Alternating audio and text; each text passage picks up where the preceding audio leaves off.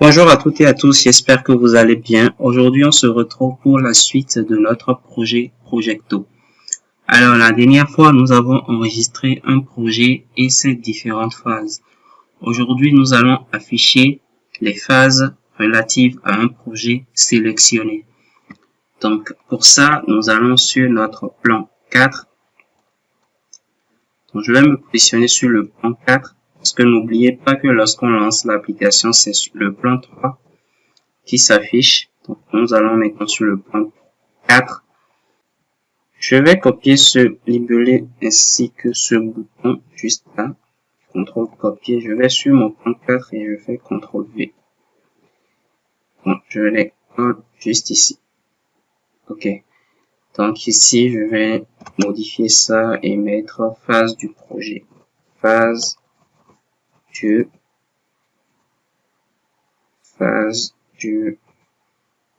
projet. Voilà. Ici, je vais mettre nouvelle phase. Nouvelle phase. Voilà. Je vais ensuite rajouter une table verticale que je vais associer à phase. Je vais tout afficher. Suivant. Voilà. Et terminé. Je vais masquer ensuite ces deux colonnes ici pour laisser uniquement les noms des phases. Donc, description de la table. Je sélectionne ma colonne.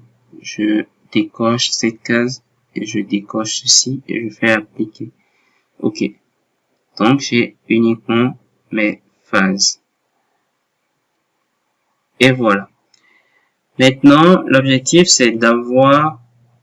Déjà, nous allons enregistrer un deuxième projet.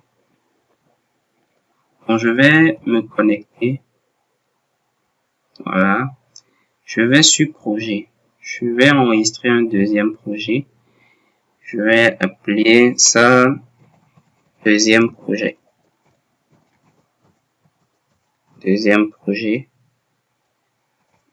Description du deuxième projet.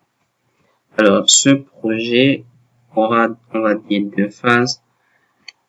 On va dire phase 1 du projet 2.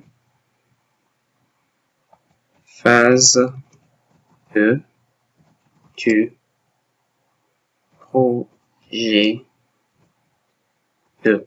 Et voilà. Et on va faire enregistrer. Donc là, on a notre deuxième projet. Voilà. Donc, si je clique sur ce bouton juste ici, on va se rediriger vers le plan 4 pour afficher les phases de notre projet. Donc, dans un premier temps, je vais mettre ici FN principal, puisqu'on est sur la première fenêtre principale. Mon point plan est égal à 4. Voilà. Si je relance, je me connecte, je vais sur projet, je clique sur ce bouton. Et vous voyez ici qu'on a toutes les phases des deux projets. En fait, on a toutes les phases. Or, ce que je voudrais, c'est afficher uniquement les phases relatives au projet développement d'une ERP. D'accord? Ces deux phases ici, ce sont les phases du deuxième projet. Donc, on va faire ça tout de suite. Je viens sur mon bouton juste là. Et avant d'aller sur le plan 4, ce que je vais faire, je vais utiliser la fonction table active filtre. C'est quelle colonne, sur quelle colonne je veux agir sur la colonne I des projets. Quel est le type du filtre? C'est un filtre égal. Et avec quelle valeur je veux tester ça? Je veux tester ça avec ma zone répétée. D'accord?